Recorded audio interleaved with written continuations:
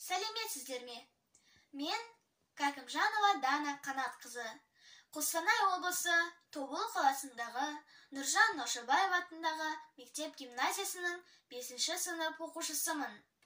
Назарларыңызға Алаштың асыл перзенті, поэзия падишасы Фариза Оңғарсынованың «Ақ мамам» өлеңін ұсынамын. Еркелесем күлім дейтін, ұрысқаны білім дейтін, маңдайымнан искеп мені, құлын шағым күнім дейтін. Әлемдегі ақылды адам, бәрінен сол жақын маған, қол жанымда жүрсе мен де, батырларша батылданам. Жамандықтан сақтандырып, жақсы сынды мақтан қылып, мәпелеген ақ мамамды жүрсем деймін шаттандырып.